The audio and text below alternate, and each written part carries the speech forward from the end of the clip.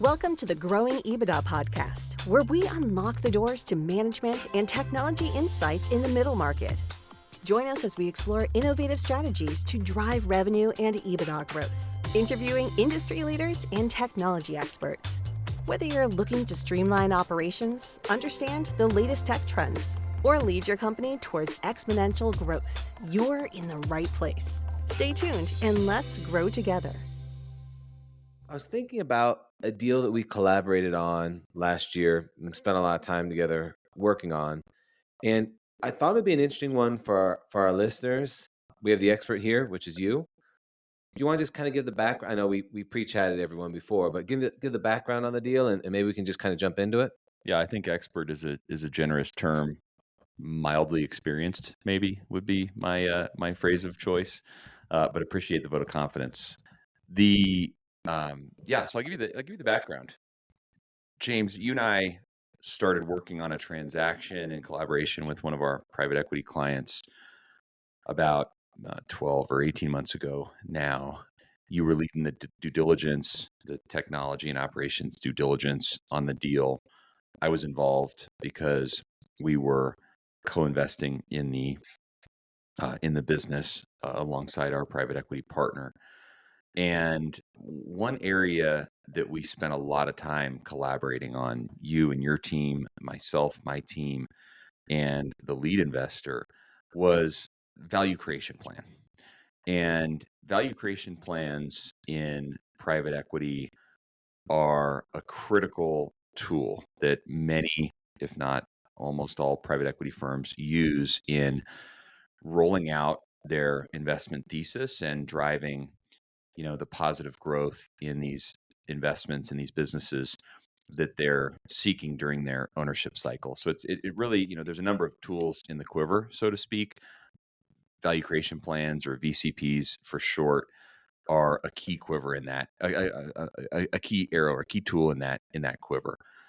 And I felt like maybe doing a deep dive into what they are for those that are less familiar with how they work, maybe specifically in the context of private equity, because there are some important nuances in this space. Felt like that might be something worthy of spending a few minutes on here today. I think so. Yeah, I think that's an interesting lead in to helping folks understand, because there's a lot that sits under it. And I think for me, coming from the corporate side, I didn't really understand kind of the nuance, and I appreciate the opportunity to talk about it a little bit. Yeah, and it's a pretty straightforward name, right? Value creation plan. I think most of our listeners are going to hear that and say, yeah, have a plan to create value in the enterprise, right? Not too difficult, nothing too complex there. And if you have any familiarity with VCPs in the private equity world at all, you'll pretty quickly understand that, this is really a strat plan, right? From the corporate side. Strategic plans, as we all know, may come in various different shapes and sizes. No real differences when it comes to value creation plans, except for the fact that in a private equity context, you're working with very hands-on board members, right? If you're the CEO of a private equity backed business, you're going to have pretty high degrees of intimacy with your board members. It could be very different from maybe being the divisional president of a $500 million division of a large publicly traded company. You're obviously going to be working with folks at corporate, but it's a little bit different when you have a formal board that's comprised of equity owners with controlling rights in many situations as it relates to the business that you're running. And while there are some private equity firms that can be rather hands off when it comes to some of this stuff, many of them can be surprisingly hands on.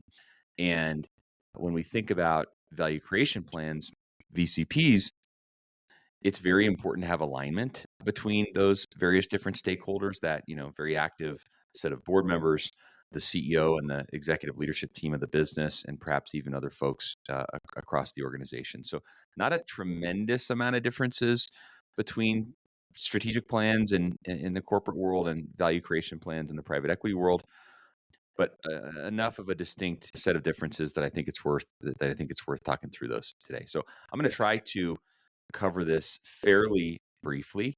If folks have more questions or want us to do a deep dive in a certain area, they can certainly check in with us or shoot us a note, and we'll maybe queue up another episode in the future on this. But what we're going to cover today is really kind of defining what is a value creation plan, talk about why they're important in the private equity ecosystem or the private equity world, what some of the core components of VCPs are, and maybe some tips and tricks for successful execution. And we're going to try and tailor this to a fairly broad audience, folks who maybe have a ton of strat planning or VCP experience, maybe other folks that have a little bit less. Maybe it's somebody's first time being involved in a formal strategic planning exercise, right? In the middle market, there's a lot of businesses who maybe have been entrepreneurially owned and haven't had a really structured strategic planning framework that they've used to grow the business in the past. So some of this might be a little bit more basic for some folks, but we'll try and cover some of the more advanced topics at the same time to broaden the appeal. All right? Sounds great. Cool. So let's start with definition. As I've mentioned, a value creation plan is really a strategic framework that's designed to identify, quantify, and implement initiatives that are going to enhance the value of a portfolio company, right? Portfolio company, simple term to represent a company that a private equity firm has invested in. It's in their investment portfolio. And they're very important tools, right? Because what a good VCP does is it's essentially, James, it's a roadmap for where we're going to go over the next number of years, right? And typically, a value creation plan is starting to take shape before the private equity firm even owns the business, right? During their diligence process, they're developing their investment thesis. Most strong, well-experienced private equity investors are going to have a very crystal clear plan in their minds of what they want to do with this business during their ownership cycle. Now, the reality is, though, is that private equity investors don't run the businesses that they're investing in. That's what management teams are there for, right? The CEO, the CFO, the COO, and their direct reports, they need to run the business. And obviously, they tend to know a lot more about the business and the market than these private equity firms that are kind of coming in as outsiders in many cases. And that's really where this kind of VCP plan starts to really take shape, right? So the PE firms kind of coming in with their ideas about where they want to take this thing. And very early on in the ownership cycle, typically in the first 90 days of the transaction closing, they're going to start collaborating very heavily with the management team to make sure that the management team's strategic plan, whatever that might look like, kind of merges with the private equity firm's thoughts, right? Because private equity firm may be coming in and they're doing their due diligence. They're finding out some things, learning about the business. They may have some interesting ideas or perspectives or relationships in the marketplace that may be able to supercharge growth for the business.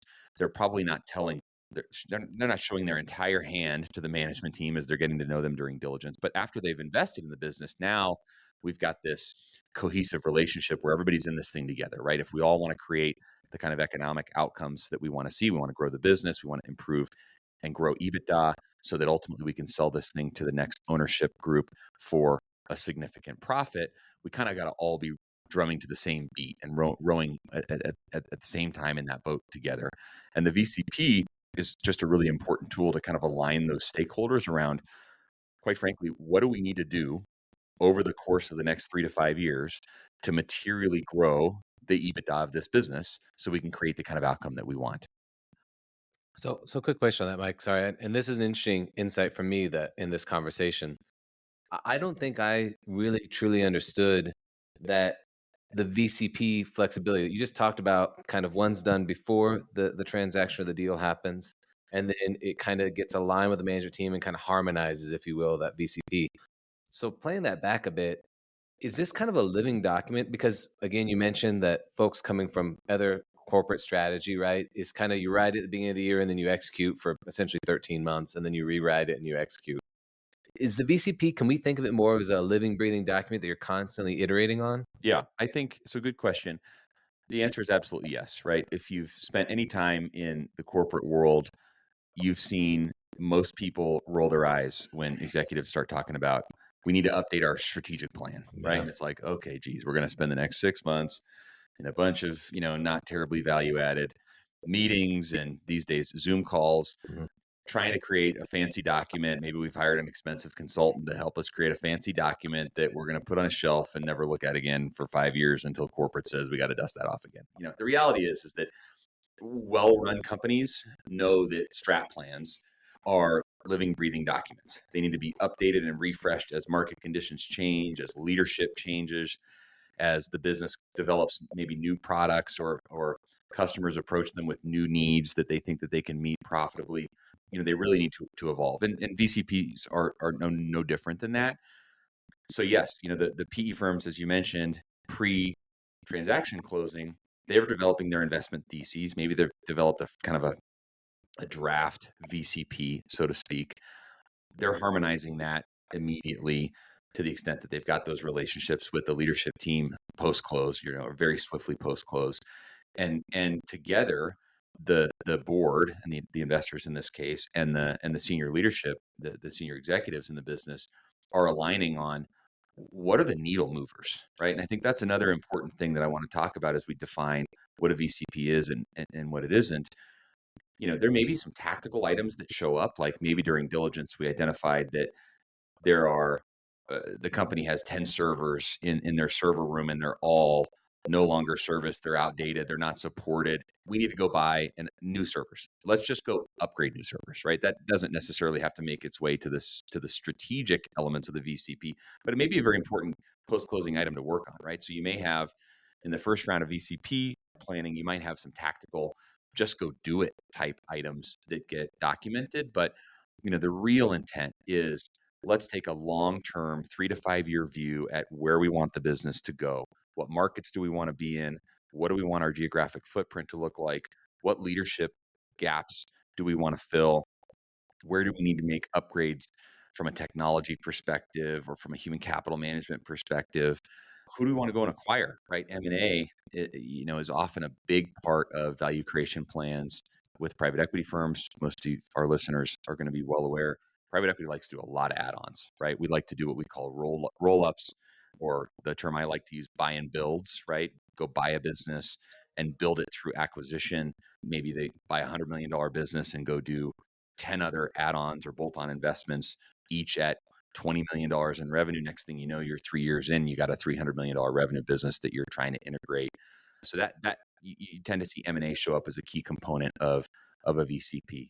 So those are some of the easier ones to define. Other things that it might include, really it should look at all of the key operational, financial, and strategic improvements that the business needs to make in order to support its long-term growth objectives, right? And at the end of the day, the reason we call it a value creation plan is it really is a tool that should be focused on driving return on investment and aligning the interests of all the stakeholders involved to achieve the investment outcomes that we want to achieve.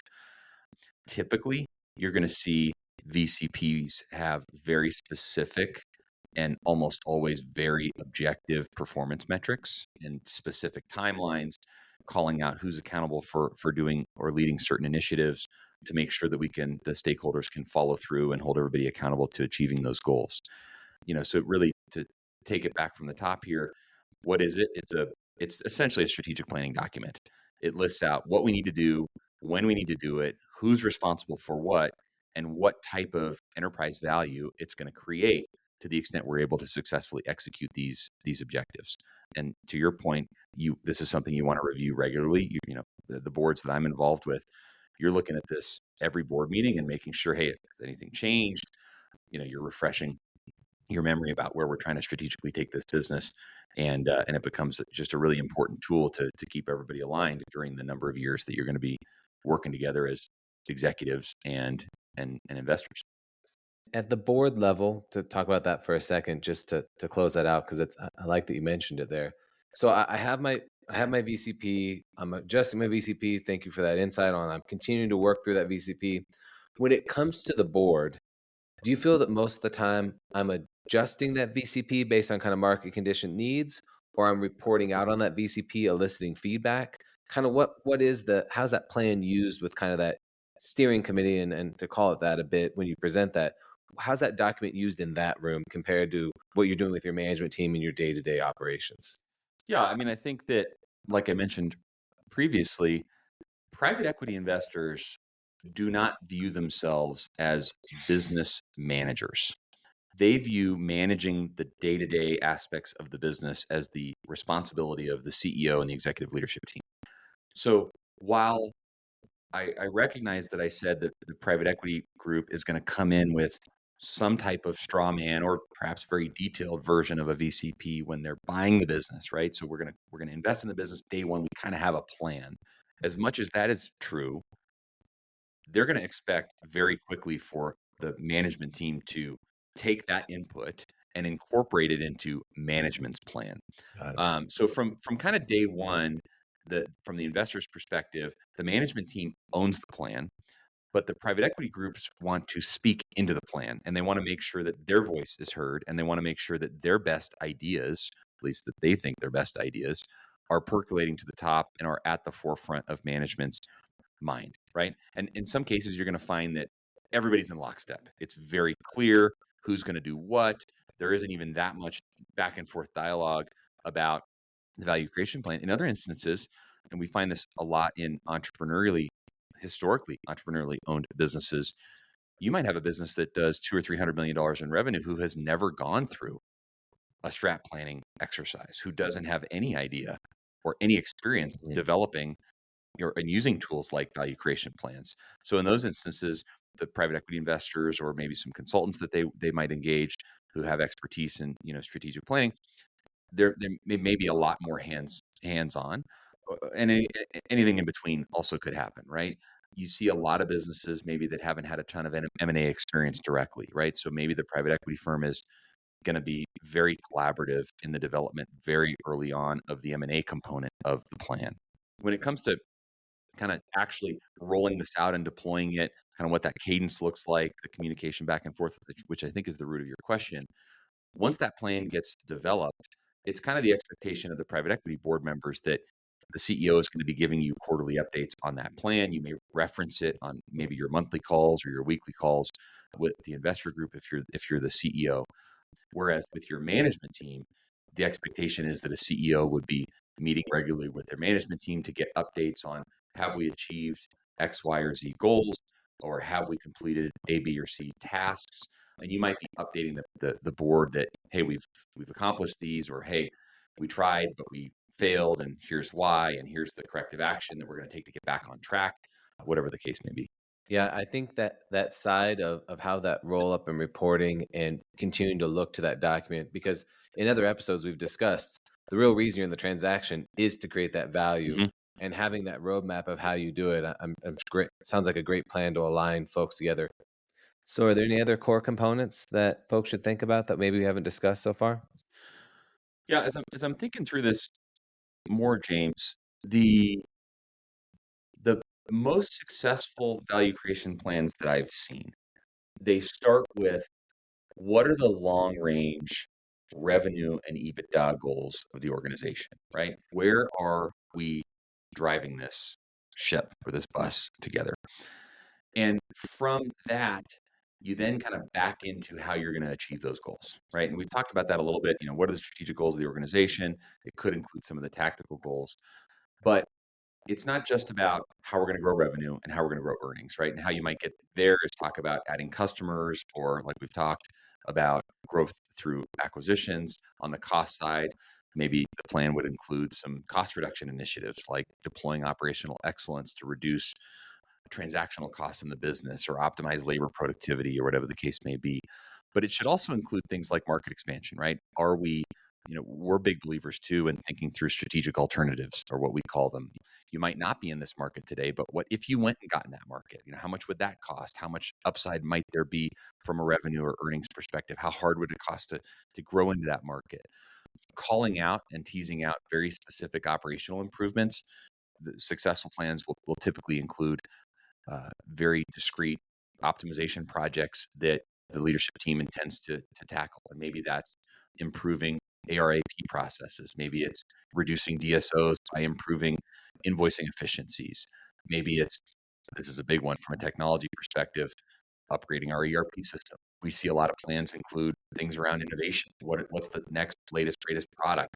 Quite frankly, one of the plan items regarding innovation might be, building out an innovation process so that we, as an organization, become better at innovating new products on a more predictable and repeatable basis.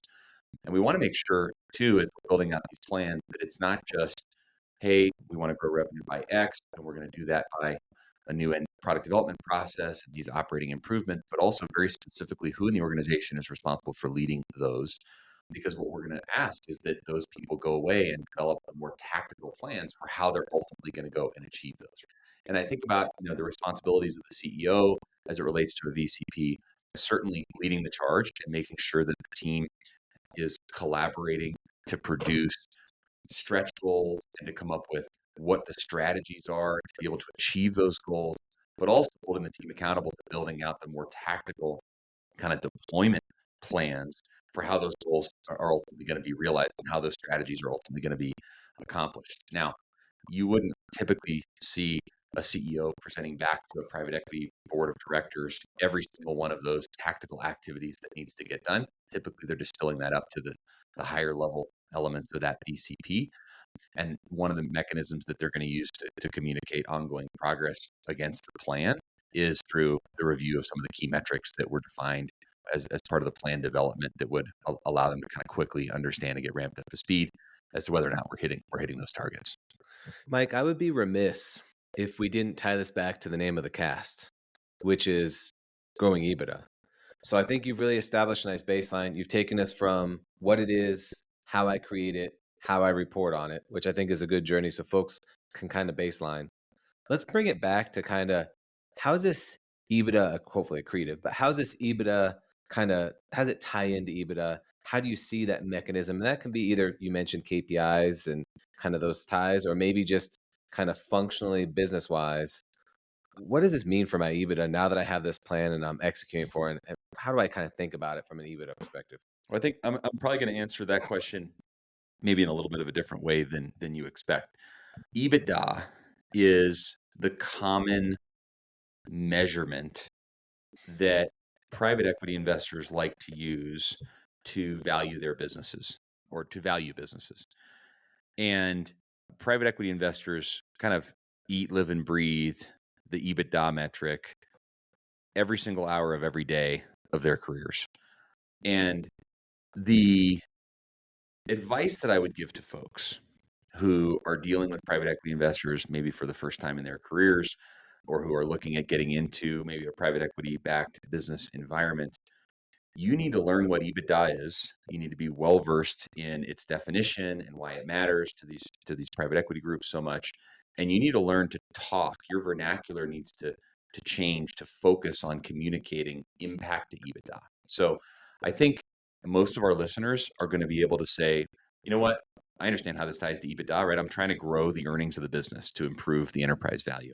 I think what sometimes gets lost though in value creation plan discussions is, as the CEO, as you're communicating this to your board of directors, putting it in their language and always making sure that you're focused on driving EBITDA. So for example, presenting strategies that have a strong focus on how much enterprise value this initiative is going to create because of how much EBITDA it will generate relative to how much it's going to cost to execute or implement is kind of the way you want to start talking.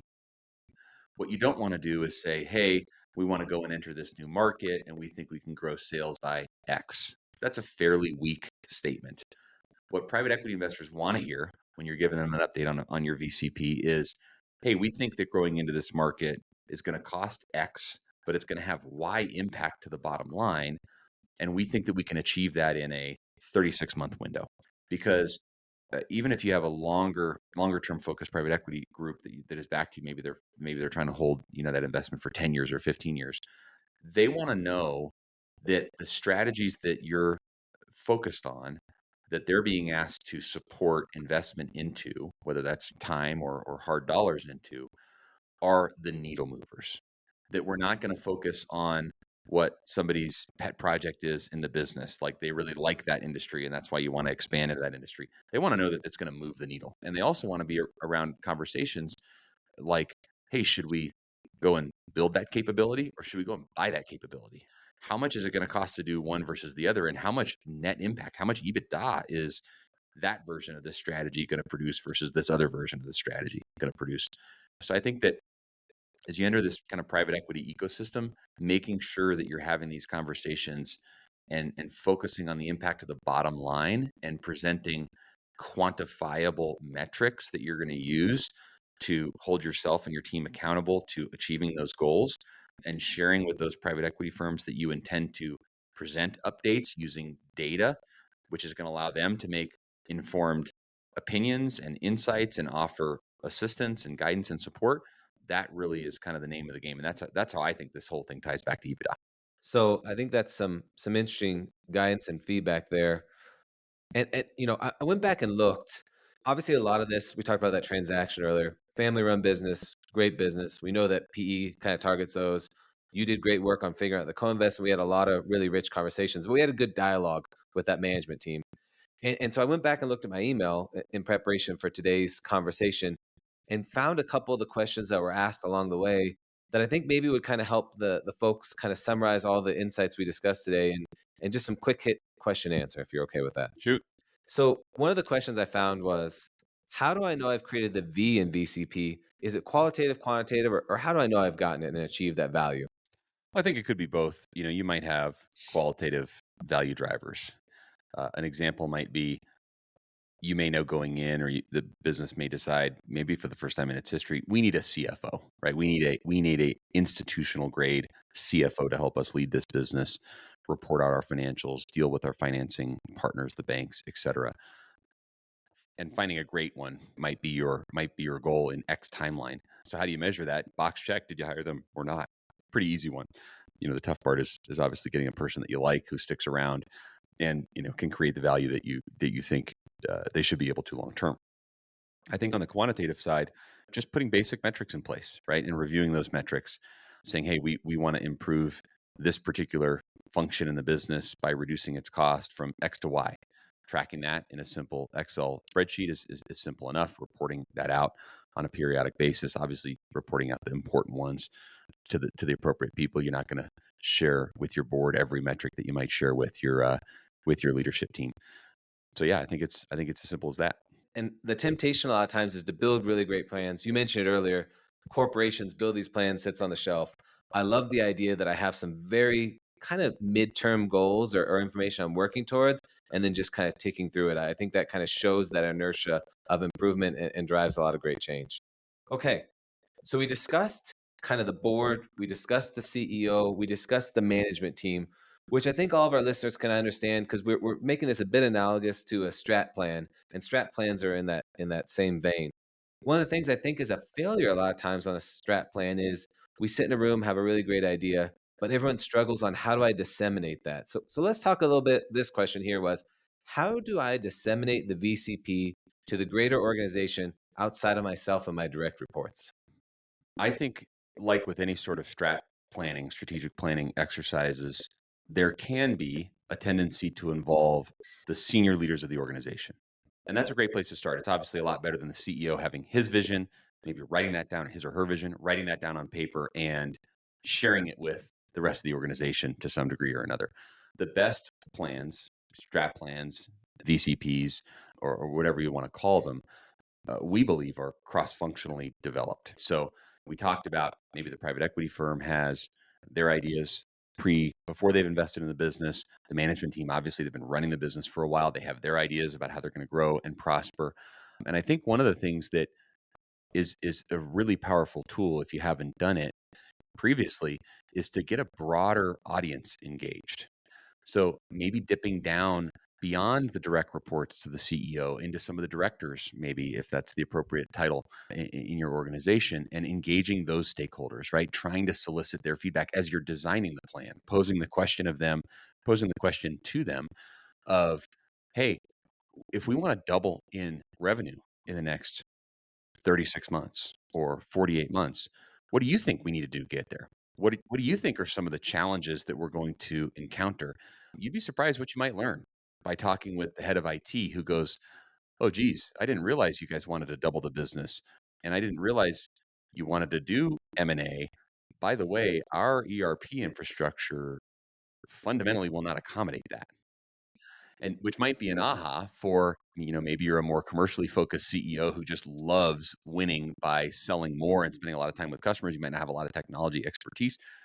You might have overlooked something that could be of critical importance, right? So first and foremost, I think the dissemination starts with disseminating the aggregation of the best ideas into the plan formation. So it starts kind of very early on in the VCP development process, engaging every stakeholder that you think will add value to that process. That's the first step. The second step is not keeping them in the dark after you've solicited their great feedback, going back to the team and saying, hey, through the iteration of the plan development, here's what we heard. What do you think? Any additional input? And then keeping them apprised of progress to that plan over time. Now, how you actually practically do that and disseminate that information, we think about strat planning, we think about VCP deployment and execution governance should follow some type of fairly rigid framework and cadence. So it's probably something that the executive leadership team is looking at in detail every year on an annual basis to say, hey, are we still working on the right things? Has anything changed in our business that should cause us to relook at some of these key priorities? So that happens on an annual basis. On a quarterly basis, that leadership group, the CEO should be discussing with the board of directors, here's how we're progressing to that plan, right? So the board continues to be involved. On a monthly basis, you would expect the CEO and their direct reports to be working on status updates to that plan, which could include a broad swath of cross-functional leaders and stakeholders in the organization. And ultimately what we're trying to do is to drive accountability down into the org to, hey, we've defined what the strategies are. We've defined what some of the tactics are that we need to execute against to get here. How are we progressing to that plan? So you may even see some of these conversations show up in some of the weekly functional, calls. And there's different ways of rolling out multi-layered, especially you get into bigger organizations, multi-layered VCPs or strat plans. We could probably do a whole episode just on that. But I think that's how you disseminate it. Regular, open, honest lines of communication, making sure that those stakeholders who helped contribute to the plan formation are being kept apprised of progress to date and anything that would have changed that would materially change that plan. One thing that's important to note in businesses that are doing M&A, your whole strategy may very well change the second that you close that first big acquisition. So completely relooking at that value creation plan after a large merger takes place, immediately after a large merger takes place, is also something that's important to think about. I appreciate the comments on that bottoms up approach. So we do a lot of work, PMI work, right? A lot of integration work. And I think that this runs kind of similar to that PMI. Within those work streams, you're really reaching into that middle management team to petition ideas. And I appreciate the comment you made of also reinforming of how those inputs. So I gave you 3 pieces of feedback. You made one decision. Here's the decision I made based on some of your inputs, some of the needs, and we kind of meet in the middle somewhere. So I think that's interesting that maybe the question's less disseminate and more petition, which I appreciate that view on. Last question. Super direct question. Try to take that tactical. If you listen to the podcast today, this is something you walk away with and get started on tomorrow. 2 tips for implementing a VCP post-acquisition. The best CEOs that I've seen are holding a meeting with their new investors that the CEO is initiating, right? This is how I think it's done best. Within the first 90 days of a new owner investing in the business, whether they're a majority owner or minority owner, a new investor is coming into the business, scheduling a meeting with those investors that's outside of a board meeting to make sure that you've solicited and fully understand their investment thesis, to make sure that they have a really good grasp as to what you see as the biggest areas of opportunity to drive EBITDA growth and ultimately drive enterprise value in the business, and having a cross-functional dialogue about that. Get in a war room together, lock the doors, order some takeout, and spend 4, 6, 8 hours talking about all the opportunities that the business has and why you think X, Y, and Z are the most important to focus on, getting their feedback, and maybe they're thinking that X and Y are extremely important, but Z might not be. Ask them why. Why do they think that? and then spend the first 6 months building a very comprehensive value creation plan that takes into consideration their feedback from that initial meeting, plus the feedback that you've solicited from your broader leadership team and maybe other important stakeholders in the business, and coming back to that board by maybe the second or third board meeting and saying, listen, here is my plan. Now, in a much more mature business, maybe 300, 500 million, 700 million, and maybe $1 billion in revenue mid-market business, you may have well-entrenched strategic planning processes and frameworks and tools and plans that exist. So some of this advice that I'm giving is probably more applicable to some slightly smaller businesses who maybe haven't gone through this exercise in the past. But if I'm a new CEO or I'm a CEO that's now finding myself that I'm, owned and have investors that are private equity in nature, that's how I would do it. I'd have a meeting within the first 90 days between us boys. I'd probably try and make sure that happened in the first 30 days, just to show that I'm taking initiative here on what is, I guarantee you, an extremely important thing to focus on as a CEO. I try and have that meeting with those stakeholders very early on and outside of a board meeting. You can talk about these during a board meeting, but let's have a structured, collaborative strategy session to make sure we're teasing out some really great ideas that everybody has, getting them down on paper. Writing them down always helps. Asking which ones they think would be their number one, number two priority, talking about why I think as the new CEO, these would be my priority focus areas. And then saying, hey, you know what? I couldn't possibly have a plan developed in 15 days or 30 days. Give me a couple months. I want to go engage the rest of the stakeholders, make sure there isn't anything I don't know about the business that they know about the business that could either hurt or help this plan or accelerate this plan. And let me come back to you guys with a really thoughtful first draft of this. And I would call it a first draft and say, I want your input to the first draft, right? And iterate with them a few times in the first 6 to 9 months, certainly within the first year of ownership. Because bear in mind, if you're going to work fast, which is the beauty of the private equity model, we want to work fast. We want to grow businesses quickly. We want to create really great economic outcomes in maybe a 3, 4, 5, 7-year time period. You got to make sure you got a good plan in place in year 1, so you have years 2 through 5 or 2 through 7 to go and execute that plan. And then what I would do, and this is answering your question a second time, what I would do next then is I would make sure every time I have a board meeting, I'm giving them an update on that VCP. And you don't have to ask them you don't have to read it to them again the whole time, right? You can issue it as a pre-read before that board meeting, ask them to maybe take a look at a few particular pages that maybe the team has refreshed or updated, and continue to make sure that they're apprised of what's happening and how you're executing to that plan, and be prepared to ask them for additional resources if you need to go and do that.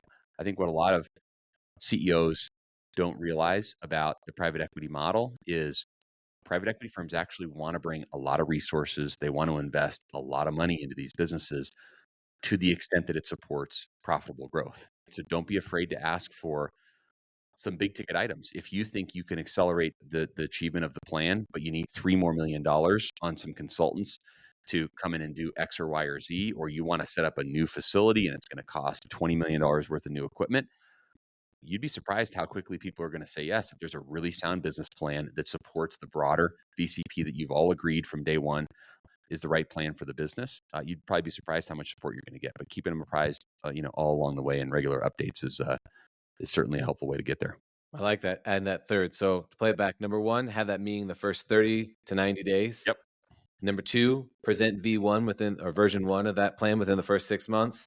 And you added a third, which I like. Make sure to report it out and update folks. Yeah, just keep people apprised of what's going on. Yeah. And we've just spent the last few minutes talking about how a CEO is engaging up into the board, but some same version of the same thing back down across the organization. You got to keep those folks apprised. And there's well-documented ways of how do you roll out strategic plans throughout businesses. There's tools like goal deployment, strategy deployment, those types of tools, OGSM, OKRs. There's 400 different versions that different smart folks have come up with over the years.